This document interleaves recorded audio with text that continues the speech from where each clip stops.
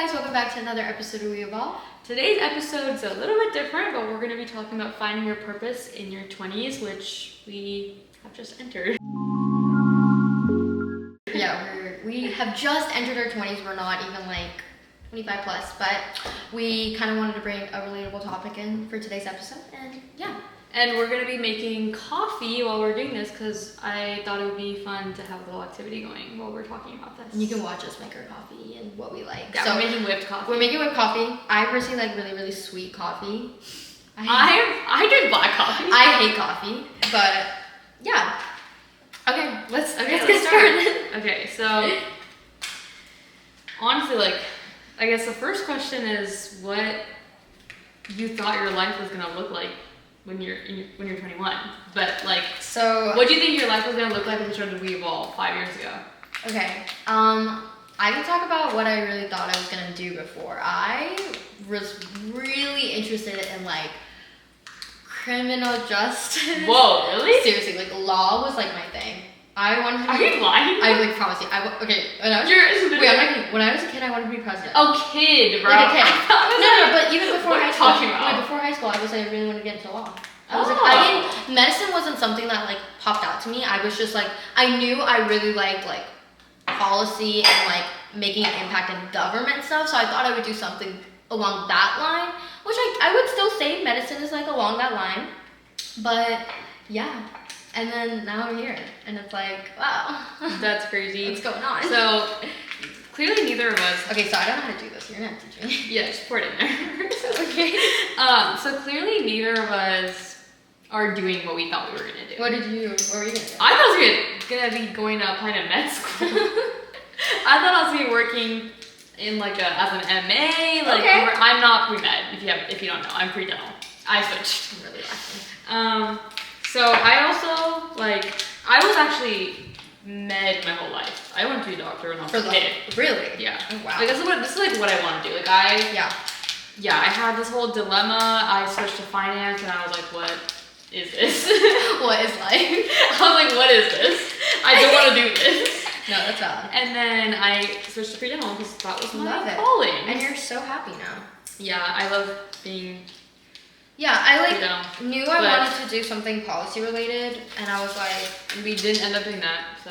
Baby girl, I'm in medicine now. Yeah, it's a whole different... But honestly, like, I know in my life I want to do something like as a physician, but also impacting like the policy side of it. Mm-hmm. So, yeah. Hopefully you'll see me. Well, I guess like on the same path, like... Have you ever questioned like what you're doing, like your career path, yes. if you should be doing it? Not if I should be doing it, but more like what, like I feel, for example, this summer, like we had the opportunity to go abroad, and after I came back, I just felt very useless, and I was like, what am I doing with my life? I just feel like I don't have a purpose right now. Yeah. And it's just like a waiting game, and I'm like, yeah, I just like question in the sense like, am I doing the right thing? Is so many people have like ventured down this path and like it doesn't work out, so what's the difference with me? Like, how's it gonna just work for me? And it's just like... Like going abroad? No. Oh, it's like pre-med. Pre-med. Okay. Like any pre-professional pathway, I just have always like, everyone says they want to do, like, yeah, I want to be a doctor, but like, am I actually going to be a doctor? Is that going to be my, like, am I going to get to that point, you know? I think I have like the same dilemma, but I think it's, part of it is also because most of our friends are actually not pre-med. So then it's like, we don't have, like, pre-health doesn't have the traditional summer internships and all this stuff. Like, we kind of just study all the time. You really need more, girl.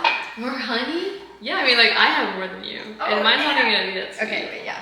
I didn't know that. Or there's sugar, if you want sugar. Where's sugar? There's sugar. I saw it. Oh, nice. Are you sure it's not salt? Oh, yeah, sugar. Oh, sugar with a little heart.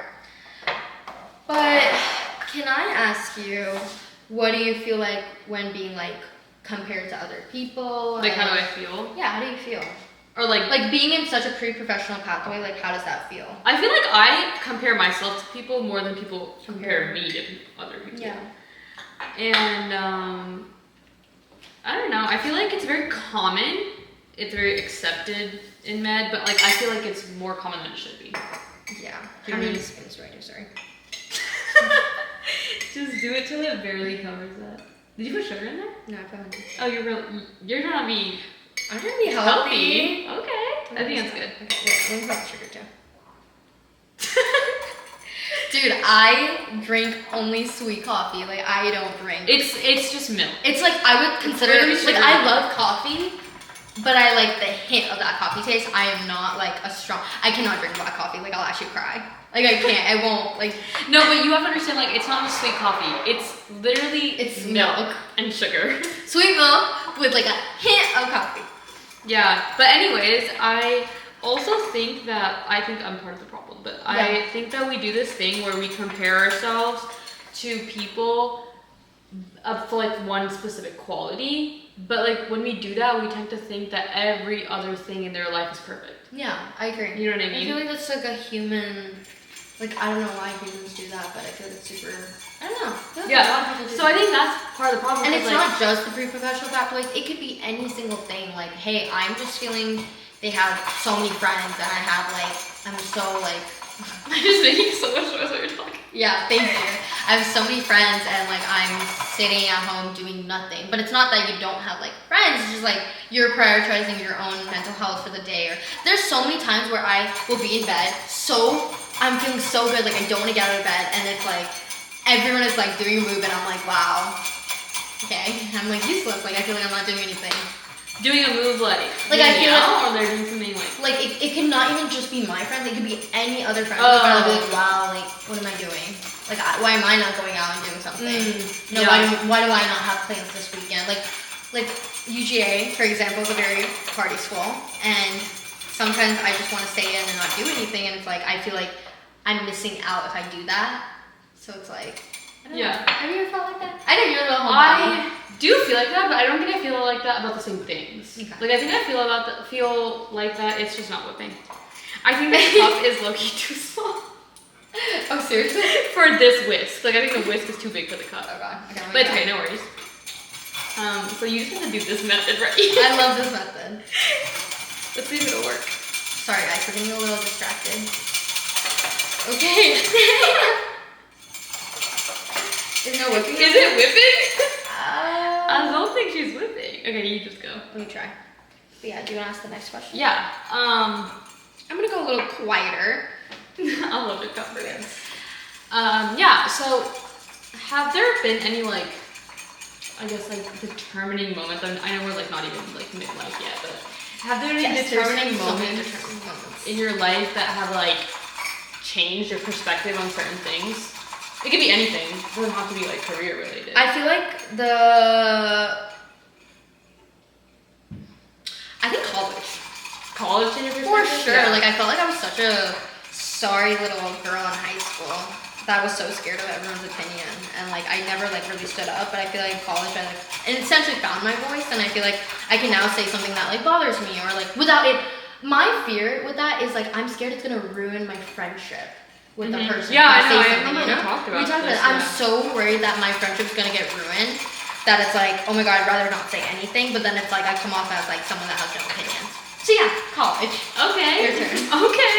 Thanks. I think my like determining moment for me is like when This is not whipping, girl. It's fine. Let's just fade the whipping. Fade the whip? Yeah. Okay. I think when I started making content really changed stuff because I started to meet people that are not like college students that are in my age group that are doing the same things as me. Sexy Bugsy. Or Sexy Bugsy? How do you say Sexy her name? Bugsy? Yeah, we love her. Yeah, we love her. But I think that changed a lot because I think when I meet people even now, like it's like not everybody is the same age as us. People are doing all kinds of stuff. And it makes me just feel like it's okay to not know what you're doing like right in this moment. Or it's okay to feel like nothing you're doing is paying off right now. Yes. You know what I'm saying? Yeah. So it's like, I feel like we tend to like say it's paying off by materialistic value. I know, my mom also said that. She was like, I told her, I was like, I just feel so like useless this summer. I feel like everyone's doing something but me. She was like, bro, like honestly take this summer to yourself. Because you're never gonna get this You're never summer gonna get the back. summer. I'm never gonna get the summer. I'm never gonna like be able to de-stress. Like I literally, today morning, I'm counting down the days till school starts because I want to do something. Yeah. I'm like, she's low-key right. Like I should just embrace what I have right now and just be content. Should I pour the milk in yours? Yeah. Okay. Okay. That's really scary. How do you think like your goals, and it can be any kind of goal, it doesn't have to be career related, have changed over time? Like, how do you think they've changed? I think I've become more like, if it's meant for me, it's meant for me. Yes, me too. Right? Yeah, me too. I feel like I think I've become more spiritual. Me too. I'm like, oh my god, I'm like a spiritual girly now. But I'm serious. Like, I feel like if it's meant for me, it's meant for me. Like, That's the whip. wow, you should show them. The whip is so bad. What the hell is this? What a whip. It's probably because we're using like a bad instinct. Also, like, this is not a good whisker. I was supposed Yeah. to remember. Yeah, I don't know why. I usually use a whisk. I have the frother thing? frother thing. I don't know why I didn't get it. It's okay, it's still gonna taste the same. Sorry, girl. Okay. But no, I agree. I have heavy whipping cream if you need as well. Okay. But I think it's like, if it's meant for me, it's literally meant for me. There's nothing we can do about it. But Yeah, and I think if it's not meant for you, then It's not like no meant for matter me. how hard you try, it's not gonna come to you. it's not gonna come to me, and I have to be content with that. But it's like, I'm more okay with like knowing that I gave it my all before giving up. Wow. Wow, that looks so good. I know, right? That looks really good. God, people who look at you are probably dying. I'm probably like, ew, what are they They're like, ew, drinking? what the hell? Oh, yours kinda whip. Wait, mine hella whipped. Yeah, what'd you do? Mm. Here, I just got the whipping. Oh, thanks, girl. Okay, what do you think about, like, did you know you were always wanting to get into, like, a pre-professional pathway? I know you mentioned it earlier about, like, wanting to get into, like, anything, like, healthcare related, correct? Like, have I always known that? Yes. Yes. Okay. I think I've always known that healthcare is what I want to do. Yeah. But I don't think I fully, like, understood. I think I found my why, like, healthcare or medicine, whatever, in college. But which is weird because I've always wanted to Which be in I healthcare. agree with you, because it's like, I feel like we don't know anything in high school. I feel like I feel like you don't know anything, especially with like pre-med, pre-stuff, like pre-professional stuff. we may act like we know everything, but we really don't. Yeah, and the reason you don't know is because you never experienced. Exactly. Like you never actually lived a life with somebody that's pre-med. Yeah. Which we're gonna tie in that little scientific fact like we mentioned earlier. It's called neuroplasticity. It's when your brain is actually changing due to new experiences. So your purposes and your goals can also change as well. So if you've ever taken AP Psych, they mention this word a lot. There's a lot of, I guess, experiments out there about neuroplasticity, whereas a brain part is being taken away, and it's like, how's your brain? No, that's part of neuroplasticity, correct? It's basically like when you do something new, kind of, and your brain changes its structure, neural connections, and it strengthens existing connections and forms new ones. So it just reroutes your brain in very simple terms. And yeah, and there's two main like. Yeah, there's a study on it actually. If you guys are familiar with Phineas Gage, do you remember part of his brain is like ruined due to a metal rod? Oh yes, It studies neuroplasticity because it sees how your brain is reacting, and like it doesn't. I will clarify this: it doesn't necessarily talk about neuroplasticity itself, but they use that study to kind of understand it. Yeah. So please don't clip me on that. Yeah, and then on the like same note, there are two types of plasticity that we're gonna talk about, Yeah. and all of our stuff is from NIH articles and Harvard Health, and everything's gonna be listed in the description. So if you guys want to check it out, feel free to. There's way more information on it than we have in just this episode. But the two types of plasticity are synaptic plasticity and functional reorganization. So I think the first time I actually heard the word neuroplasticity and actually understood it was on a podcast. They were talking about how you can, I actually didn't know that you can reroute your brain or like reroute it as much as we think after you've like grown. Mm-hmm. Like I thought this is like stuff you can only do when you're a child, like it's stuff when you're growing, but that's not true actually.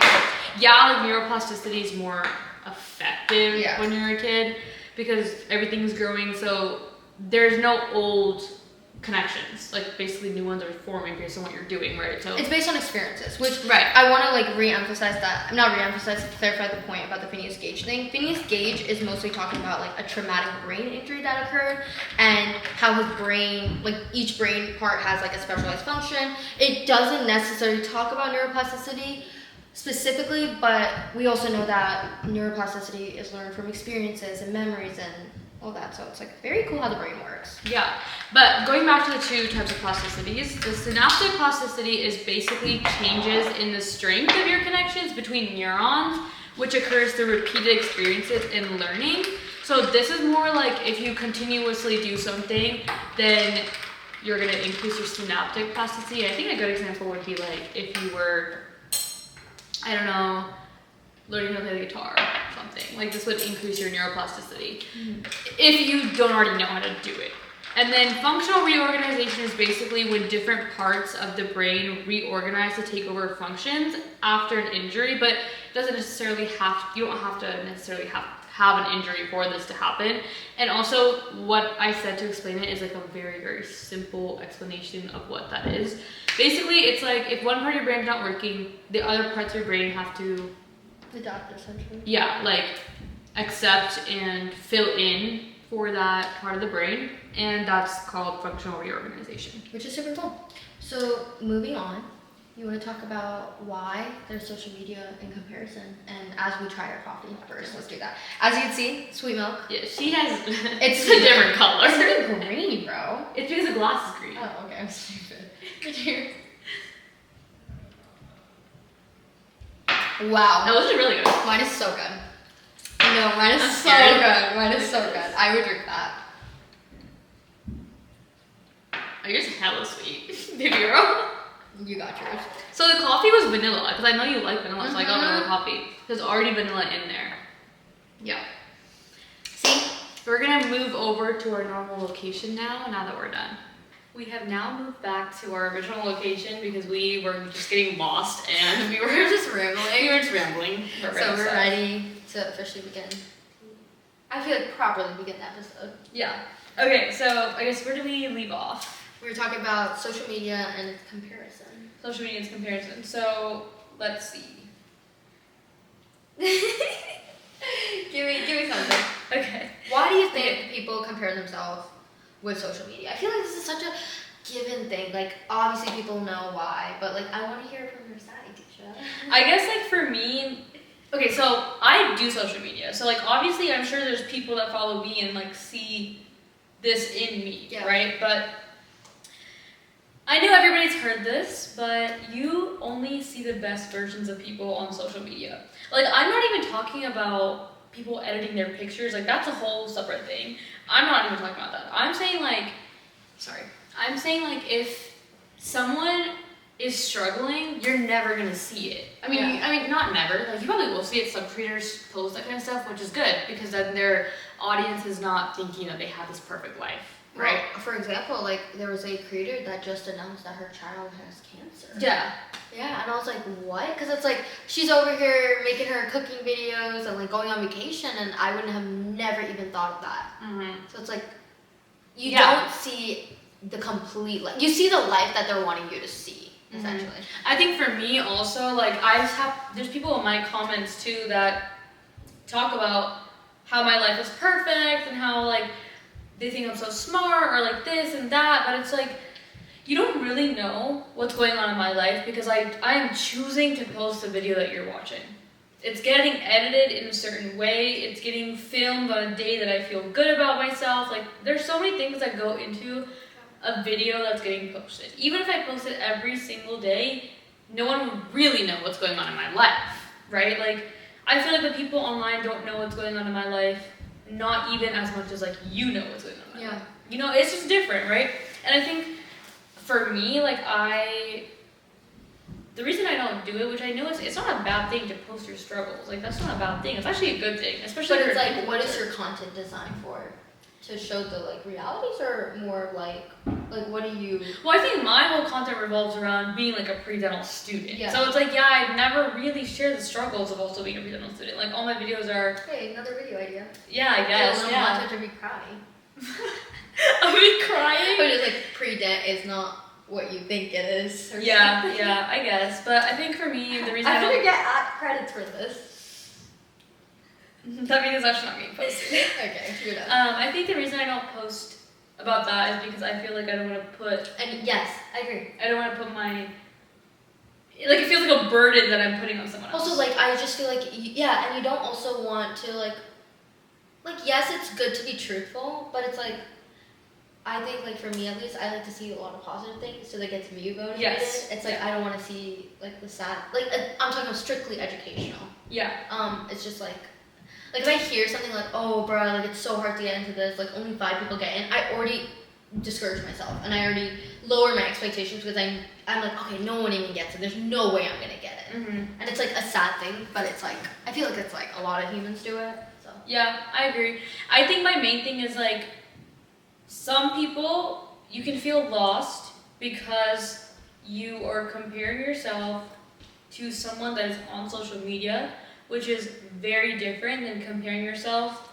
to, like, your neighbor. Yes. Who you are seeing in person. You're seeing, like, okay, I think, I'm not going to say stop comparing yourself, because I don't think that's possible. Like, I don't think it is really possible for us to stop comparing yourself. Like, that's just part of our nature, and I think even if you are not, like, I don't want to explain it, like, it's like some of these things are like, you can say don't compare yourself, but the person that's saying that is probably also comparing. I mean, I compare myself. And then we tell people, like, don't compare don't yourself. Compare it's yourself. Like, I just don't think it's possible to just live a life without comparing yourself at all. I feel great.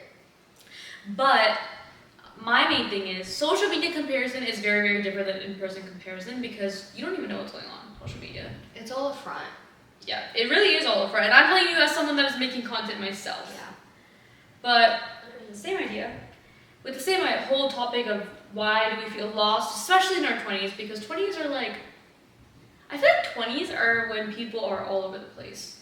People are in college. It's our middle life crisis. It literally is. It literally is, because, like, think about it, like, some people are in college, some people are still in high school, some people still have a career, some people don't know what they want to do, some people are employed, some people aren't employed, some people are pursuing careers that you've never even heard of. Like, some people are pre-med, like us, that are kind of in the middle. Some people may go in a pathway that they thought they were going to do, and then it doesn't work out, and they have to jump.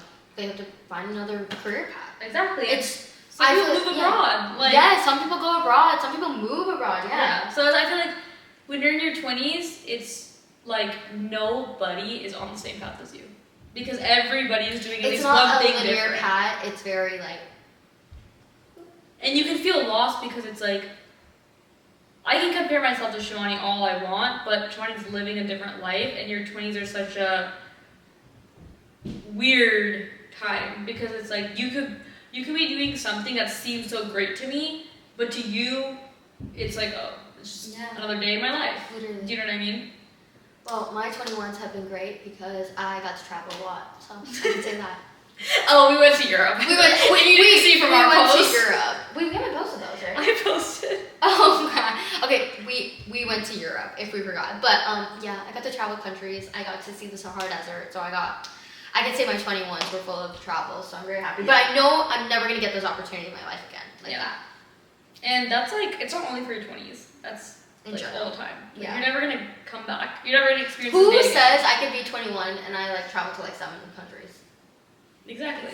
But like, you can do this when you're 30 too. You're never going to be 30 and do that too. You can do it when you're 40. You can do it when you're 100 years old if you want to do it. Sorry, yes. I'm not saying like specific your 20s. Yeah, like only 21-year-olds can travel. Only 21 can travel. But I'm talking about like my personal experience. Like I can never, like when I have kids, when I tell them like, oh yeah, I want you, when you're 21, I want you to go and travel. I got to travel. Like, I want to push that onto my children as well. Wow, we're just rambling. Yeah, we're just off topic. But the next thing we want to talk about is pressure from family and society, especially because we both come from the South Asian households and community, yeah.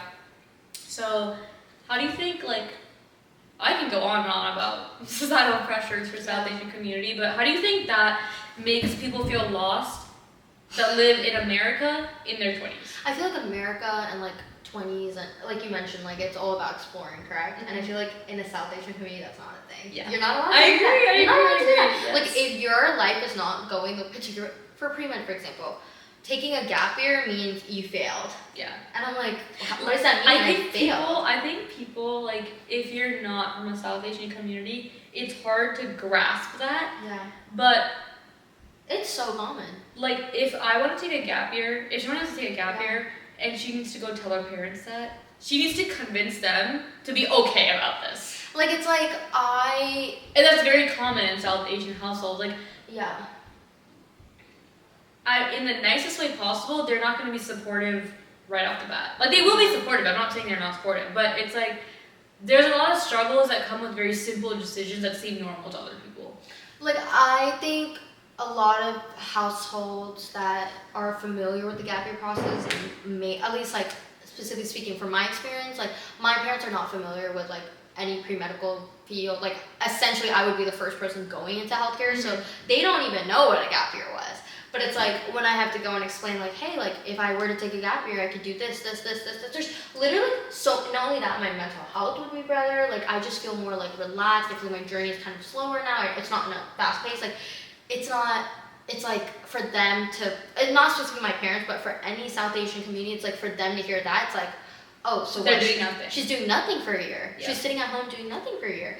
But it's like, no, like, I don't know. It's like, I know what you mean, because like, you have to think about it, like, we are not placing blame on anyone. Because you have to keep in mind that our parents also, like, immigrants work so hard to there's come no here. break year Yeah. for them. So for them to hear, oh, people take a year off, what does that even mean? Because like they never, what is that? It's so foreign to them. Even have the like accessibility to take a year off, because not only did they have a family to take care of, they had families in India to take care of, and like not just speaking like Indian immigrants, like any immigrant, like they had so many people depending on them that they weren't able to just sit there and relax. They have to be the best of the best to come here. It's so it's like for us, it's so sad. I know, it's like now talking about it, it's like, yeah, it's like makes you sad. yeah, so I never want to say like, they're at fault. I don't think anyone's at fault. I just don't really think people are at fault for these type of things because like people make decisions based on their experiences. Your immigrant parents are also learning what America is, exactly. what the opportunities here are. We're getting to travel at 21.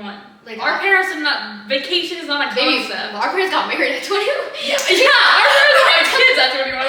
My parents are getting married. Like my parents did not get, my mom did not get married at 21, but maybe she got married a couple of years after that. Yeah. So it's like I have the flexibility to literally just have the opportunity to travel and like not worry about marriage and really focus on my education, where it's like our parents like didn't have that like flexibility. You know? Yeah, so I think the concept of like taking a break or relaxing or resting is foreign to them, because it's not because they don't care about your mental health, it's because they never got to care about their mental health. So it's so like weird. They're like, oh, how do we navigate this? Yeah, it's because their life is so entirely different from our lives. Exactly. I think it's called ABCD.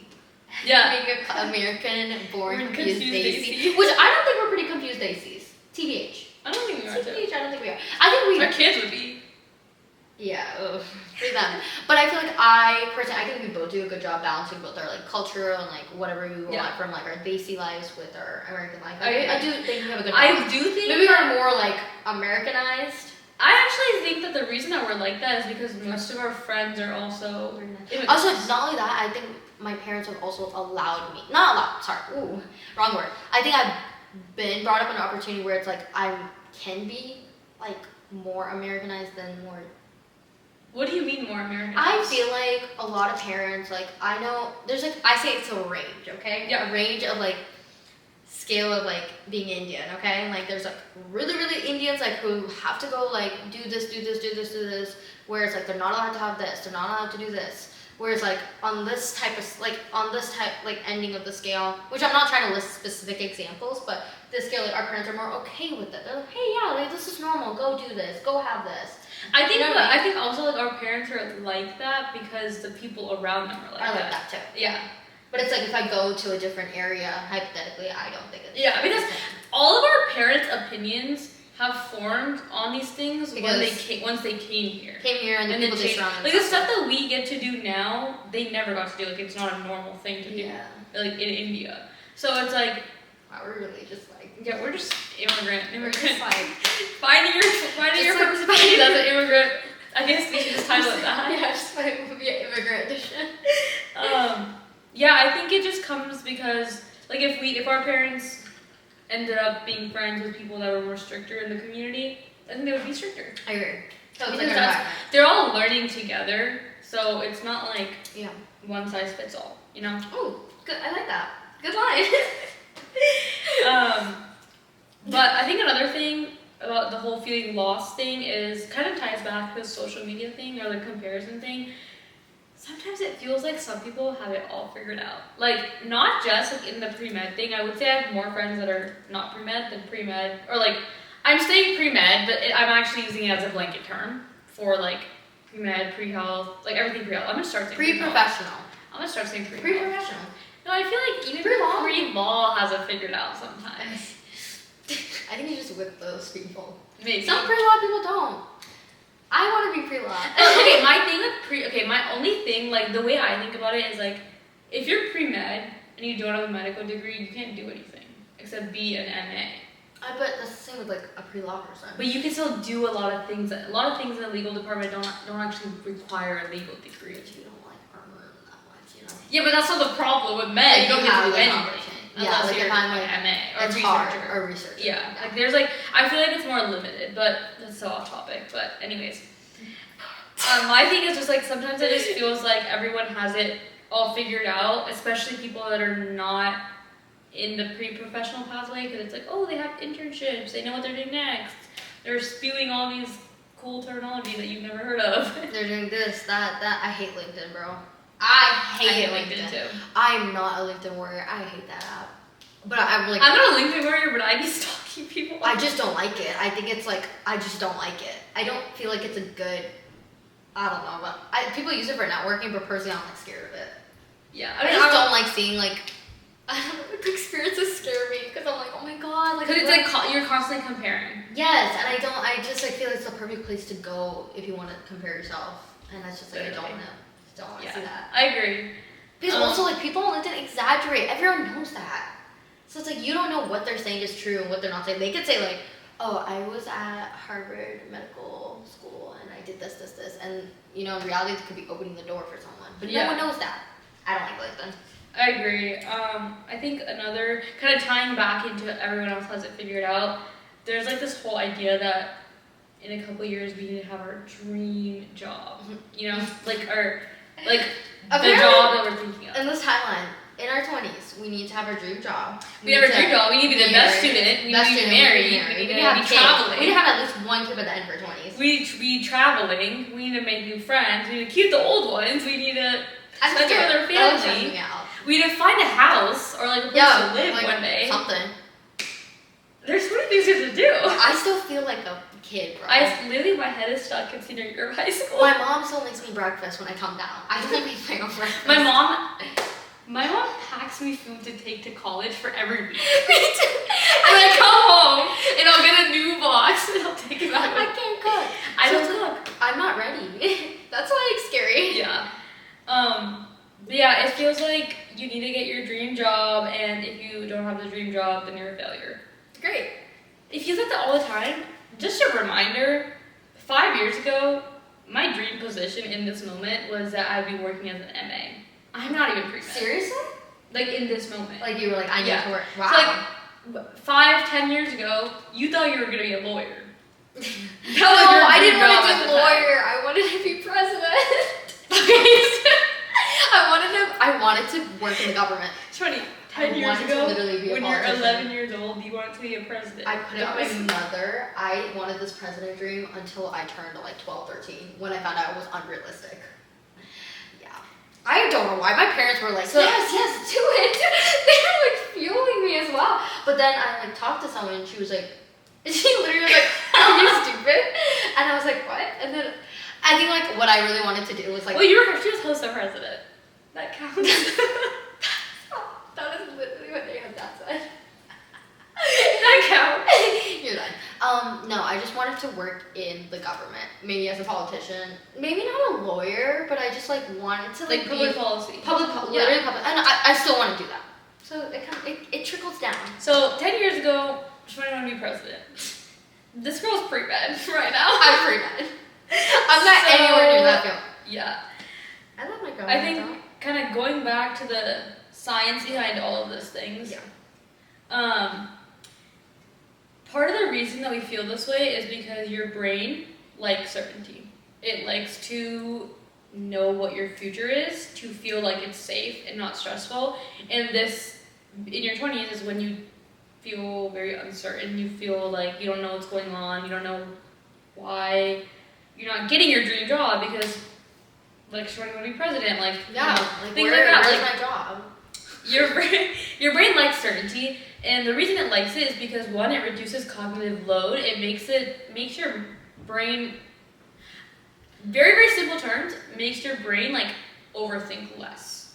And when things are certain, your brain can go on autopilot instead of constantly scanning for threats, because that's what's happening when you're not certain about something. Your brain is like, okay, new environment, new area, I'm scanning for threats. Like, you're obviously not thinking that you are, but that's what's happening in your brain subconsciously, and this uncertainty activates your amygdala, which is your emotional center, honestly, of your brain, and it makes you stressed, and your decisions become more emotionally driven. Yeah, and adding on to like my dream job, being president of the United States, I realized that what I was looking into, not only did I like public policy, but I think I searched out what job like makes the most, like, a lot of money and has a lot of power and status and whatever, and that was the president of the United States. So yeah, I think leading on to that, we can talk about the differences between like extractive motivation and instructive motivation. Okay, so back to what I was saying, why does your brain even stress if it doesn't know the answer? Uncertainty, like I mentioned, activates the amygdala, which is also involved in threat detection, and then that signals the hypothalamus to release stress hormones, which we talked about in previous videos, but these are cortisol and adrenaline, and then the brain begins searching for threats, and then it often fills those like gaps or like misinformation, like missing information, with the worst case scenarios. And then because it like, your brain would rather be prepared for the worst than be caught off guard. And because of this, you get stressed every time you don't know what's going to happen. And you also think about the worst possible situation to kind of be like, okay, well, that's the worst that can happen, kind of. It's so funny how the brain works, bro. Yeah. It's already setting you up for failure. And then back to what we were talking about before, about like feeling lost and stuff. There's like two different types of motivations that we all use, I guess. Intrinsic and extrinsic. Intrinsic motivation is basically when you do something because you truly want to do it. You enjoy it. Like, I like to learn how do you say it? Intrinsic? Yes, thank you. As like I for internal. Yeah. That's for like most things, I would say. I for internal, E, which we'll talk about external. Yeah. The way I like to think about this, like as an example, is like if you volunteer with no, like you're not just trying to check a box.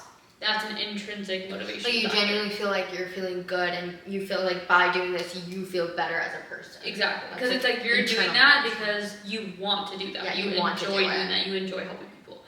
Another type of motivation is called extrinsic motivation, and this is when you do something for some kind of value. Like you're getting something from doing it. That's what's making you do it. It's kind of like having an incentive. An incentive causes extrinsic motivation because it's saying if you do something, you get this. So it's just kind of like doing it for money, status, approval. You're gaining something by doing it. So like working a job. The reason you wake up and get up and go to your job is because you're making money. That's extrinsic motivation. Yeah. So something externally is motivating you. Like, for example, like I'm playing a soccer game, and if I win, my parents would be happy. That's like an external motivation. Yeah. And then another factor of like why we feel so lost is because we mentioned in your 20s, everybody is in very different places. People that are 21 are drastically at a different place than someone that's 23, even though they're only 2 years apart. And part of the reason that you also feel lost is because when you're in your 20s, you have too many options. And when you have too many options, it's harder to make a decision. It's harder to make a decision stress-free. Like you get really anxious, you get really stressed about the right decision, the perfect outcome, the worst case scenario. But now you have not just one and two, you have like a bunch of decisions, and every single thing you do when you're 20 requires a decision to be made. Like nothing is ever set in stone, which I think is part of the whole why do I feel lost? Well, you feel lost because there's just so many options. There's so many options and you don't want to make the wrong one. So then you just wait. But that's also making a decision if you didn't know. if you just wait, I actually heard that in a podcast. Yeah, waiting is a decision. If you don't choose something, if you're not choosing to partake in making a decision, then you are making a decision. You're making a decision. But that is pretty much all we have today. I guess we'll just kind of do like a little Q&A. Yeah, sorry for the ramble in the beginning. I thought we were just kind of like very focused on making this coffee, but which I devoured. I'm about to finish mine, but I think it was a great little fun mental health break activity. Yeah, I agree. We've had so many mental health breaks. But just to talk about what we've learned, I think I learned that trying new experiences is getting myself, I guess, like learning about yourself, about myself more. Like I got to travel. That was trying a new experience alone in a different country where people don't speak English, and I got to learn how to accommodate that. I learned a lot about myself. Yeah, I think also new experiences are great because the best thing you get out of an experience is the best case scenario. The experience is you find something that you like. But I also like to think about it like the worst case scenario of trying something new is you don't like it. Yeah. That's at least it's good to know what you don't like and what you like. It's good to know what you don't like just as much as you know what you like. So I think new experiences are always important to try. But I also think something that we've constantly talked about throughout this entire episode is that it is okay to change your mind. She wanted to be president. She's pre-med. I wanted to get into law, but now I'm pre-med. Yeah, and I wanted to be pre-med, now I'm pre-dental, and it's okay. Like, yes, in the moment, it caused stress, and it caused you to be anxious. Even for both of us, we changed our majors a couple of times before getting in. I actually don't know a single person that never changed their major. Yeah. Every single person I know changed their major at least once. Yes. And that's the flexibility of being in college, and not only that, being flexibility, being in your 20s, you're able to do whatever with your life and still know that there's still a path out there for you, right? Exactly. Like, don't worry, you're okay. It's not. And it's okay if life does not go according to plan. It very rarely does anyway. That's why we're living by spiritual needs and spiritual ways now. We're saying if it's meant to be, it's meant to be. I'm seriously, I live by that. Yeah, me too. I literally say that all the time. Yeah, if it's meant to be, it's meant to be. And if it's not meant to be, it's not supposed to be in your life. And I think if you're trying to make something happen, it will keep trying to get out of your life, and you just have to let go. Yeah. Yeah. I agree. I also think that some people, it's easy to forget about this because people are so busy in their 20s, and especially in America where everything is modern individualism. We care about ourselves so much that we get so busy and wrapped up in our own lives. It's so important to stay curious. You'll be surprised how many people we have met that just don't know like basic things, and we're like, how did you get through your life not knowing this? Yeah. But it's really important to stay curious about anything. If you're not just about like medical terminology and like why certain things happen, but also like, I don't know, like what's something that we could talk about like related to this? Being curious? Yeah, like if you have a question, find the answer as soon as you have the question in your head. Don't just. I think it's good to like want to explore and not be content with what you have right now. If you want to keep learning more. Yeah, but also not just that. I see like a lot of people don't do this, but like if I have a question, like some people just are like, yeah, like it's like, oh, okay, like how is that charger plugging into the wall? They'll just be like, oh, how's the charger plugging into the wall? And they just never find the answer. Like you just search it up. If you're curious about it, search it up. Figure it out. That's how. Yeah, stay curious and keep learning new things. Yeah. So to wrap up. To wrap it up, we're gonna just do like 2 questions on each other. Yeah. What's one piece of advice you would give your younger self? I would tell my younger self that it's okay if life doesn't go the way you planned it to be, and whatever happens, happens. And whatever is supposed to be in your life is supposed to be in your life. There. Yeah.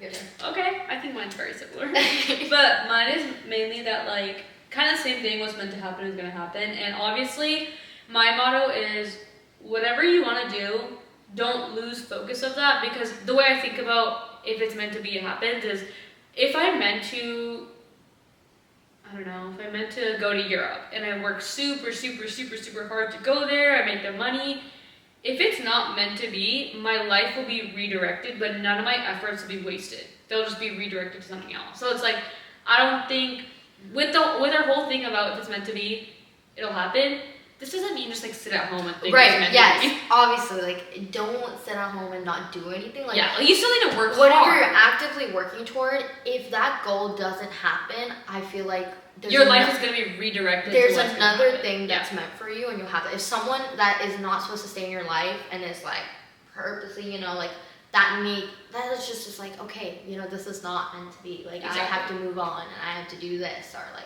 something like that. Exactly. And I think my thing I would say to letting yourself is to stop being stressed about everything, because at the end of the day, what's gonna happen is gonna happen, and you being stressed about it. I love this. If it's meant to be, it's meant to be. Yeah, and you be stressed about it, it's not helping anything. We're in our little. And you're not doing anything. Just because you're stressed doesn't mean it's not like somebody's stressed now because she's stressed it's gonna happen. No, it's not. You're just gonna be stressed and anxious. Exactly. And you're gonna waste time. It's like anytime I get anxious, I have to just tell someone, and then I have to have them tell me you're being stupid, and then that's the only way I'm gonna like stop tweaking about it. I need someone to tell me you're being stupid, you're overreacting. It's literally not that deep. I'm okay. Yeah. Yeah. I actually think I need to tell somebody, but then at the end I'll be the same person to be like, you know what? Like if it's meant to be, it's meant to be. Like, I'll be meant to listen to myself. I just need somebody to listen to me. But what is one experience that completely changed your perspective and don't set you up? No. I think switching. I want to say college. I think college really changed my perspective. I think we did actually ask this question already. We did. Yeah. I said college. What did you say? What did you? Did you say college? I think I said college. I think we both said college. I think college was a very changing thing, and you know, college was a part of our 20s. And if you're in the same boat, like let us know if it's also your. Yeah, like let us know in the comments, DM us, let's start like a discussion thread. Yeah. But I think biggest takeaways from today. If it's meant to be, it's meant to be. That's our biggest takeaway, honestly. If it's meant to be, it's meant to be. Yeah. And also, you don't need to find your purpose. It's not like you're 19 years old. It's your 20th birthday. You need to find purpose for the rest of your 20s. That's not how it works. And you don't have to find purpose in your 20s. You might have purpose in your 30s. You might find a different purpose every single day of your life. Exactly, and that's really fine. And that's fine. And you're never too old to still figure out life. Purpose isn't about something that you find overnight, and it's with all the experiences you gather. I feel like both of us have changed as people from literally when we knew each other, like since we were kids to now. I think we changed from last year to this year. I agree. Like we changed from last. I feel like junior year was a very impactful year. Yeah, we did so many things that we've never done before. Yeah. This year. Yeah. So, but yeah, proud of us. I guess this episode is just about us. It's just us. It's like finding our purpose, but we also still don't have our purposes found. Like we have goals in mind, but are we gonna end up doing it? We don't know. We never know. What if it's meant to be? It's meant to be. Yeah. That needs to be like the title of this video. Finding our purpose in your 20s. If it's meant to be, it's meant to be. But that is all for today. Stay tuned for next week's episode, and yeah, I don't think we're gonna make coffee next week because we were rambling too much. Yeah, we were talking too much, but we'll see you next week. Bye guys.